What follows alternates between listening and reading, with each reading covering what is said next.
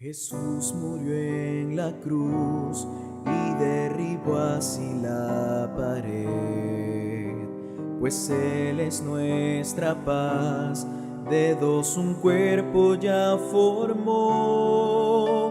Oh, qué genuina es la unidad, pues, que su cruz nos dio. No existen griegos ni judíos en el cuerpo. Es Cristo nuestra paz, en Él un nuevo hombre hay. Con humildad y amor, así a todos soportar. Oh, qué genuina es la unidad que vamos a guardar. Estamos siendo edificados como su hogar. Jesús podrá suplir la gracia para nuestro ser, y es su gracia abundante que nos da poder, y así la unidad genuina vamos a tener. Con su unción en nuestro espíritu, paz así habrá. Jesús podrá suplir la gracia para nuestro ser, y es su gracia abundante que nos da poder, y así la unidad genuina vamos a tener. Con su unción en nuestro espíritu, paz así habrá. Y en el cuerpo hoy a todos perfeccionará, y a la plenitud de Cristo vamos a llegar. Oh, qué genuina es la unidad que Dios pues nos dará. No más los vientos de doctrina te podrán llevar. Jesús podrá suplir la gracia para nuestro ser, y es su gracia abundante que nos da poder, y así la unidad genuina vamos a tener. Con su unción en nuestro espíritu, paz así habrá.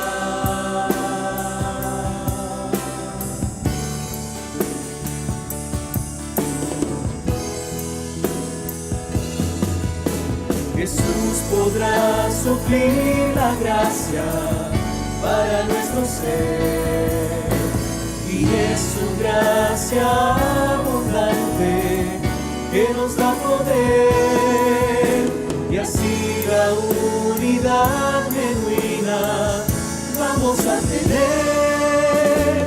Con su unción en nuestro espíritu, paz así habrá.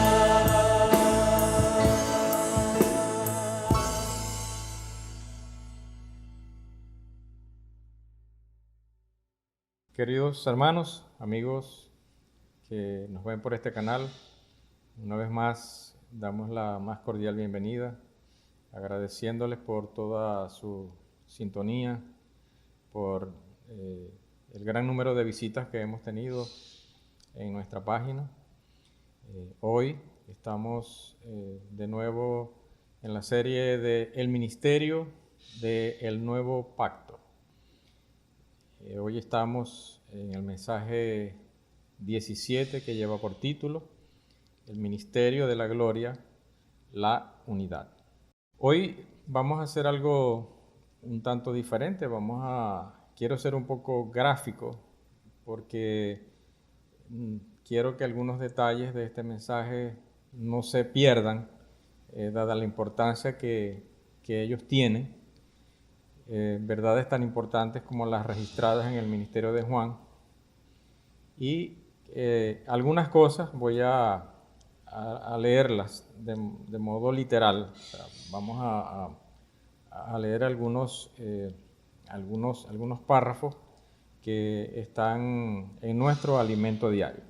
Así que vamos a dar inicio a este mensaje tomando como base los versículos que están en el Evangelio de Juan, en el capítulo 17, versos 22 al 23. Entonces vamos a dar inicio a las palabras de este mensaje. Leo para ustedes, dice: la gloria que me diste, yo les he dado, para que sean uno, así como nosotros somos uno.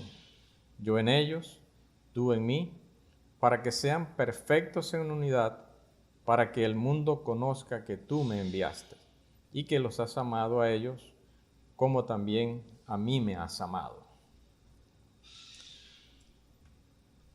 Hoy quiero mostrar la transferencia del ministerio del Nuevo Pacto. ¿A qué me refiero? Voy a mostrar algunas imágenes para que podamos ver con más claridad cómo el ministerio del Nuevo Pacto pasó de una manera relevada de un ministro a otro ministro. Indudablemente, el ministro o el primer ministro del Nuevo Pacto, o el ministro por excelencia, fue nuestro Señor Jesucristo. Quiero leer un versículo que está en el Evangelio de Lucas, capítulo 3, versículo 23, que dice: Jesús mismo, al comenzar su ministerio, era como de 30 años, hijo, según se creía, de José, hijo de Elí. Este versículo está registrado inmediatamente después del bautismo del Señor. Quiere decir que el bautismo de Juan, o el bautismo del Señor, marcó el inicio de su ministerio. Este ministerio, pasado cierto tiempo, fue delegado a la iglesia. Nosotros sabemos que nuestro Señor Jesucristo tuvo un vivir humano de 33 años aproximadamente, y el Señor murió en una cruz, Él resucitó, y a partir del día de la resurrección pasaron 50 días, y en un evento llamado la fiesta de Pentecostés, entonces los discípulos, la iglesia, recibió el testigo de este ministerio. Allí entonces el Señor produjo muchos ministros de este nuevo pacto, y entre ellos el ministro más destacado fue el apóstol Pedro. Indudablemente él en algunas escenas lo vimos acompañado con el apóstol Juan, o por el apóstol Juan. Sin embargo, Pedro fue la figura más destacada en esta etapa del ministerio. Hechos 1, versículo 15, muestra que en aquellos días Pedro se levantó en medio de los hermanos, y reunidos eran como 120 en número. Allí Pablo entonces pronunció su primer discurso como líder de este ministerio. Hechos 2:14 dice: entonces Pedro, poniéndose en pie con los 11, alzó la voz y les habló diciendo: varones judíos y todos los que habitáis en Jerusalén, esto sea notorio y oíd mis palabras. A continuación hay como pueden ver en el gráfico, hay una línea acotada que representa una especie de interrupción en la línea o en la transferencia de este ministerio. Lamentablemente, por la tradición, por la religión, Israel quedó regida por la ley y no pudo asimilar la transferencia del ministerio del Nuevo Pacto, y se opuso al ministerio de los 12. Por eso el Señor más adelante tiene que levantar a un hombre llamado Saulo de Tarso, quien es el apóstol Pablo. Saulo de Tarso para ese entonces se encontraba en su ciudad de origen, es decir, Tarso. Se cree que después de su conversión, él llegó a permanecer en Tarso luego que los hermanos de Jerusalén lo enviaron de retorno a su ciudad de origen. Permaneció aproximadamente entre 12 y 14 años. La Escritura registra, como lo podemos ver en este versículo, Hechos 11:25, que Bernabé fue a Tarso a buscar a Saulo y hallándolo, lo trajo a Antioquía. Pablo estuvo allí con otros ministros aproximadamente por un año, siendo entrenado para que él luego fuese comisionado como ministro para los gentiles. Allí en Hechos 13, versículo 12 dice: ministrando estos al Señor y ayunando, dijo el Espíritu Santo: apartadme a Bernabé y a Saulo para la obra a que los he llamado. A partir de Antioquía, Pablo comienza un vasto ministerio que se extendió hasta Roma, pasando por todas las provincias ubicadas, la mayoría de ellos en las riberas del mar Mediterráneo. Este vasto ministerio quedó registrado en varias epístolas que van desde Romanos hasta Filemón. Y esto nosotros podemos llamarlo el ministerio epistolar de Pablo. Lamentablemente, por el año 67 después de Cristo, Pablo fue martirizado por el Imperio Romano. Y allí en 2 de Timoteo 4, versículos 6 y 7, está registrado cuando Pablo ya predice el asunto de su martirio y su partida, diciéndole a su joven cooperador Timoteo: porque ya estoy para ser sacrificado y el tiempo de mi partida está cercano. He peleado la buena batalla, he acabado la carrera, he guardado la fe. Pero todo no se acaba allí. Este ministerio no termina con Pablo, ¿okay? Terminó su ministerio presencial, pero su ministerio epistolar continuó. Vamos a ver en este gráfico la transferencia del ministerio de Pablo al ministerio de Juan. Quiero leerles unos párrafos al respecto que dicen de esta manera. Dice: el ministerio del nuevo pacto no terminó con la partida de Pablo. Dios le dio continuidad por medio del apóstol Juan, quien se fue a vivir a Éfeso aproximadamente en el año 69 después de Cristo. A partir de la estructura del centro de obra dejado por Pablo en Éfeso, entonces Juan pudo desarrollar su ministerio. Y alrededor del año 90, Juan fue exiliado por el Imperio Romano a la isla de Patmos, donde obtuvo la revelación de Jesucristo. Es decir, él escribió desde allí probablemente el libro de Apocalipsis. Y al regresar a Éfeso, después de su exilio, entonces continuó su ministerio hasta morir de vejez. Hay un detalle muy importante que yo quiero en esta lámina dejarlo con ustedes, y son dos aspectos o dos asuntos muy especiales sobre el ministerio del apóstol Juan. Vamos a leer primero estos versículos que están aquí, que aparecen en Juan capítulo 21, versículos 20 al 23. Dice: volviéndose Pedro,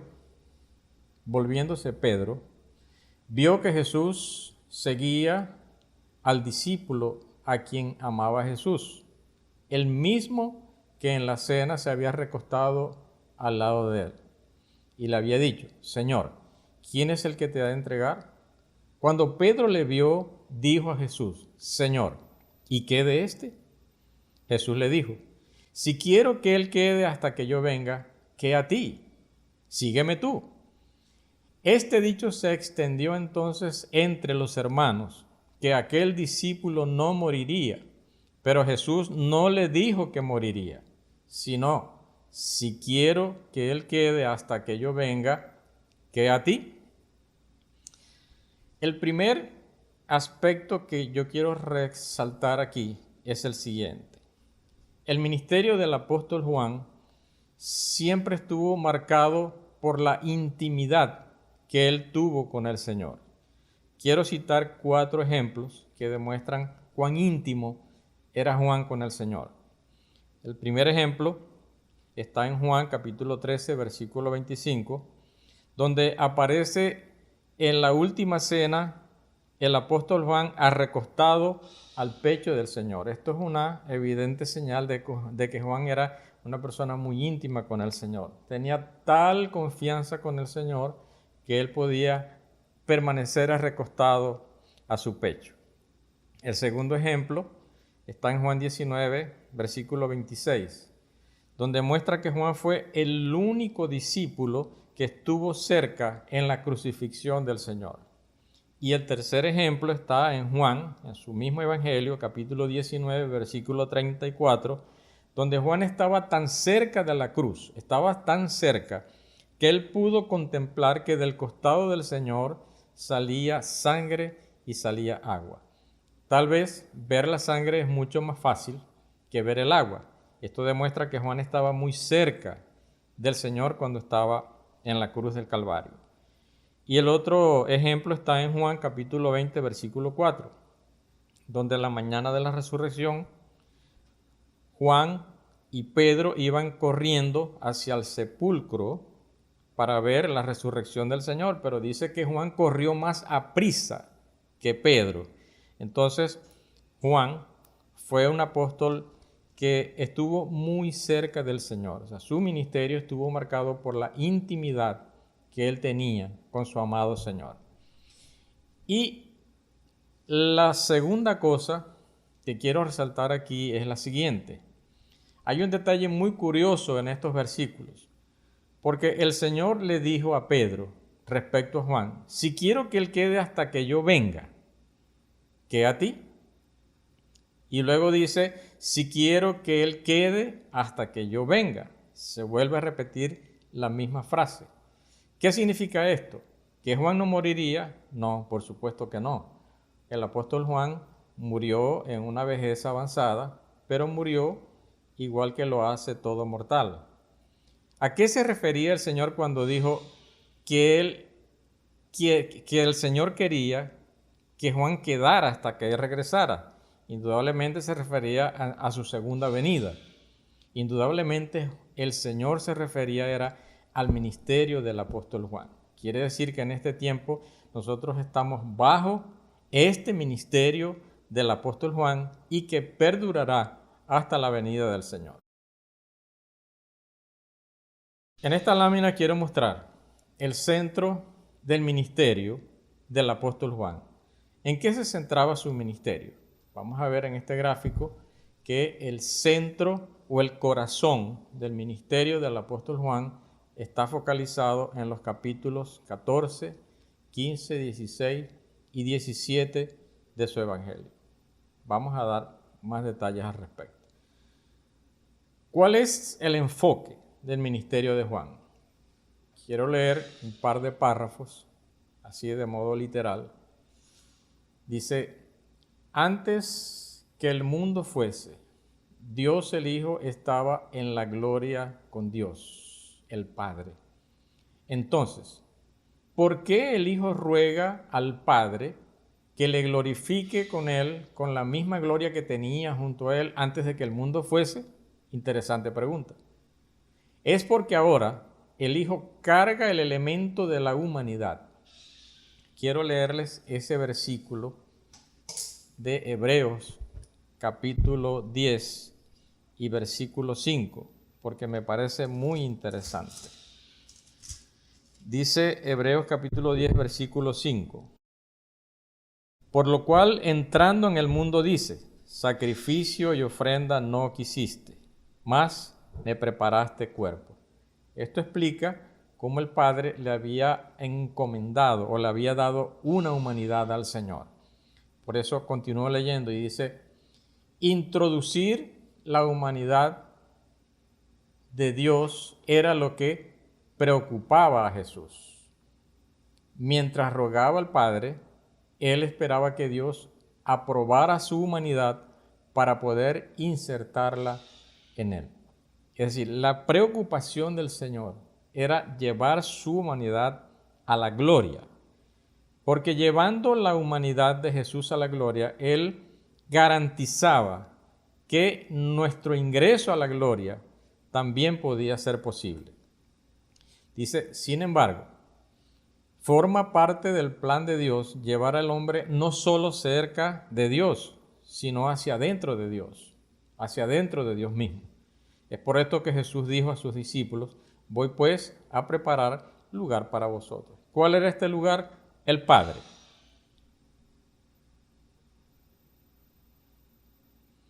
Entonces podemos hacer la siguiente pregunta.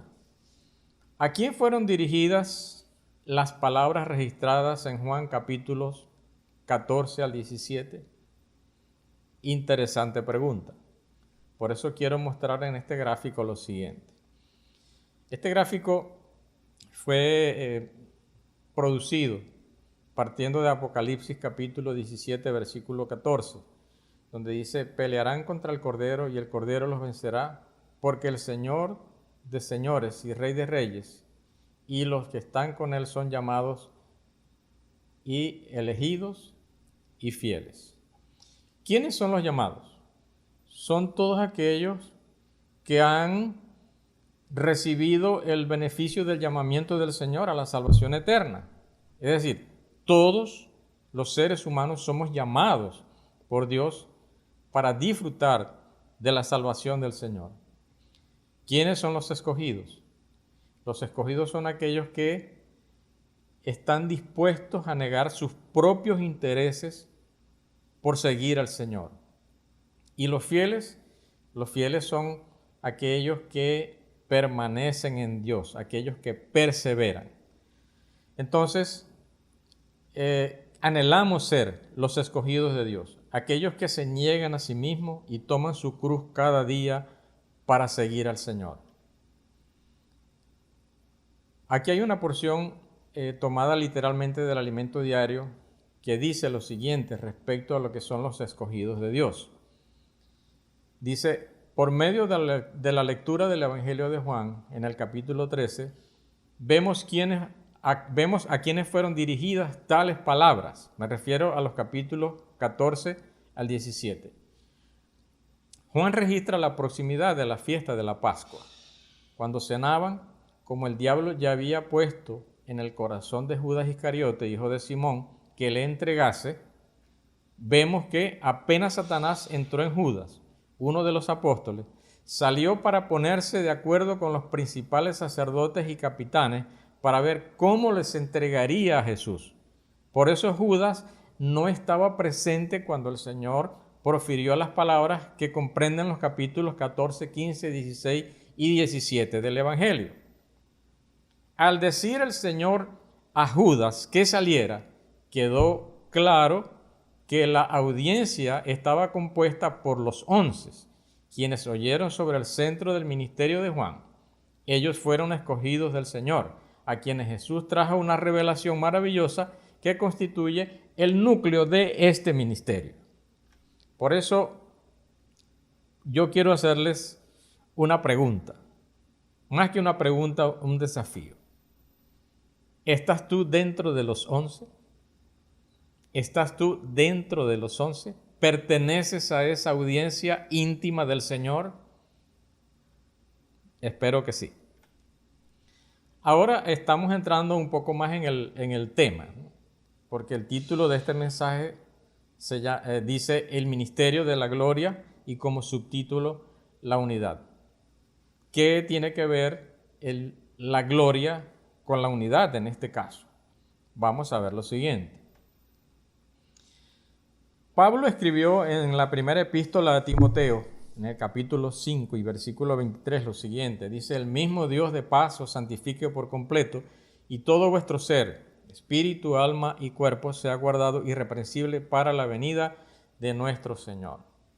Indudablemente, Pablo afirma por estas palabras que el hombre es un ser tripartito, es decir, él posee un espíritu, él tiene alma y también tiene cuerpo. En el siguiente gráfico estamos viendo cómo está compuesto el ser humano, cuál es su estructura y cuál es la estructura o la subestructura de cada parte del hombre. Cuando Dios creó al hombre, podíamos ver que esta estructura estaba en perfecta armonía en el ser humano. Esto es lo que llamamos la unicidad del hombre. Es decir, estas tres partes funcionaban de manera armónica. A raíz de la caída, esta estructura sufrió una especie de cambios. El espíritu del hombre fue amortecido, es decir, ya no tenía función. Y el cuerpo pasó a ser ahora el líder del hombre y el alma solamente era un instrumento el cual obedecía los deseos del cuerpo.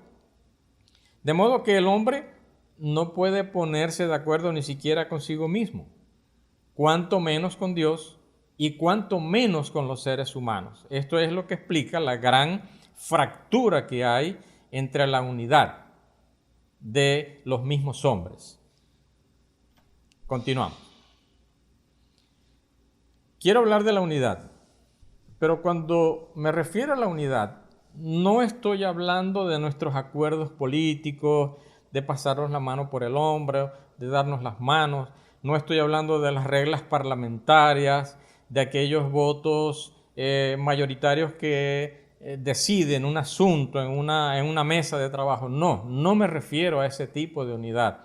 Yo quiero hablar desde el punto de vista profundo, desde el punto de vista de Dios, de la palabra. Porque la unidad, como este mismo título que están viendo lo sugiere, la unidad es un asunto que pertenece al Espíritu. La unidad es autoría de Dios, no del hombre.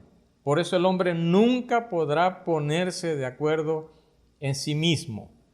El hombre tiene que reconocer que la unidad le pertenece a Dios y esta unidad está en el Espíritu. Leamos Marcos 12, 29.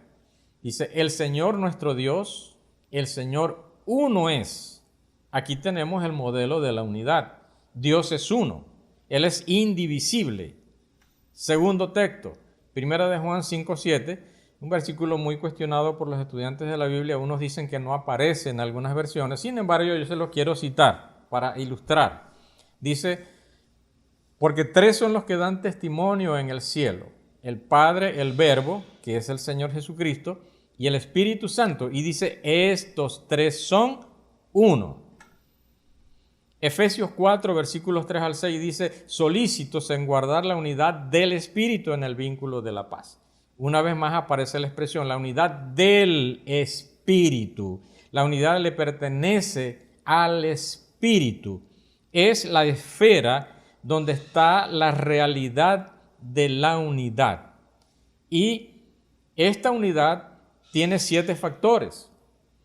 Un cuerpo, un espíritu, una misma esperanza, un Señor, una fe, un bautismo y un Dios y Padre, el cual es sobre todos y por todos y en todos. De modo que aquí se centra el corazón de lo que es la unidad espiritual. Juan 17, versículos 22 y 23 dicen, la gloria que me diste, yo les he dado para que sean uno, así como nosotros somos uno, yo en ellos, tú en mí, para que sean perfectos en unidad, para que el mundo conozca que tú me enviaste y que los has amado a ellos, como también a mí me has amado. ¿Qué es la gloria? Por una parte podemos decir que la gloria es la expresión de Dios, o la expresión de todos los atributos de Dios. Pero la gloria es Dios mismo, de modo que esta gloria le fue dada al Señor, pero también nos fue dada a nosotros para que podamos ser uno. Es decir, sin la fuerza de esta gloria, sin Dios, nunca podríamos experimentar una verdadera unidad. En el siguiente gráfico quiero mostrar lo que es el Dios triuno, es decir, Padre, Hijo y Espíritu Santo. Estos tres son uno. Por eso puedo decir, los tres de la deidad coexisten, es decir, existen simultáneamente. Y los tres de la deidad son coinherentes. Significa que ellos moran el uno en el otro. De modo que esto es la perfecta unidad que se encuentra en Dios mismo. Es el único modelo de unidad en este universo. Por una parte tenemos la gloria, pero por otra parte tenemos la palabra como el instrumento o el elemento santificador que nos separa del mundo y nos trae de vuelta a la unidad de Dios. Yo voy a mostrar ahora unos versículos que están en Primera de Juan que pueden explicar este asunto de que la palabra es aquella que por una parte nos separa del mundo, pero por otra parte nos lleva a la gloria de Dios, es decir, nos lleva a la unidad que está en Dios. Este versículo es el siguiente. Yo quiero que presten mucha atención. Primera de Juan 1:3 dice, lo que hemos visto. Esto lo dijo el apóstol Juan, lo que hemos visto y oído. Eso os anunciamos, para que también vosotros tengáis comunión con nosotros. Y nuestra comunión verdaderamente es con el Padre y con su Hijo Jesucristo. Este anuncio es la palabra misma dicha por los apóstoles. Pero ¿cuál era el propósito del hablar de los apóstoles? Allí muestra que la palabra fue, o el anuncio fue dado para que los que escuchan tengan comunión con los apóstoles, pero la comunión verdadera es con el Padre y con el Hijo. Es decir, la palabra es el elemento que nos lleva o nos introduce en la comunión con Dios. Alabado sea el Señor. Quiero leer Isaías 55, versículos 10 y 11. Dice, porque como desciende de los cielos la lluvia y la nieve, y no vuelve allá, sino que riega la tierra y la hace germinar y producir, y da semilla al que siembra y pan al que come, así será mi palabra que sale de mi boca. Esta parte me parece muy interesante. Dice, no volverá a mí vacía, sino que hará lo que yo quiero, y será prosperada en aquello para que la envíe. ¿Para qué envió Dios la palabra? Allí dice que ella es comparada con la lluvia y con la nieve, pero que riega la tierra. ¿Cuál es la tierra? La tierra es el corazón del hombre, el corazón de los seres humanos. La palabra fue enviada a nuestro corazón para hacer un trabajo. ¿Cuál es ese trabajo que la palabra está haciendo? Allí dice, no volverá a mí vacía. Es decir, ella retornará llevando el hombre de vuelta a la gloria. Toda esa obra llevada a cabo por la palabra tiene como propósito llevarnos al Padre. En realidad, ese es el desenlace final de la economía de Dios, llevarnos al Padre. Alabado sea el Señor. La gloria es la fuerza que nos hace uno. ¿Qué es la gloria? Ya dije que la gloria es el mismo Dios. Y esta fuerza que es Dios mismo es la única fuerza en este universo que nos puede hacer uno, no solamente con Dios, sino que nos puede hacer uno en cuanto a nuestra relación como hijos de Dios o como seres humanos. La gloria es la fuerza que nos hace uno, al punto de eliminar nuestra individualidad y egoísmo y nos lleva a amar a los hermanos. Solamente Dios puede actuar para deponer nuestras individualidades, nuestro egoísmo. Por eso la gloria es una fuerza, la única fuerza que puede lograr que nosotros podamos amar a los hermanos. Colosenses 1:11 dice, fortalecidos con todo poder, conforme a la potencia de su gloria, para toda paciencia y longanimidad. ¿Quién puede ser paciente? ¿Quién puede ser longánimo?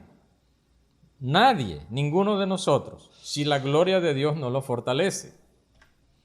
Hebreos 2:10 dice, porque convenía a aquel por cuya causa son todas las cosas, y por quien todas las cosas subsisten, que habiendo de llevar muchos hijos a la gloria, perfeccionase por aflicciones al autor de la salvación de ellos. Amados hermanos, el Señor pagó el precio. Él se negó a sí mismo.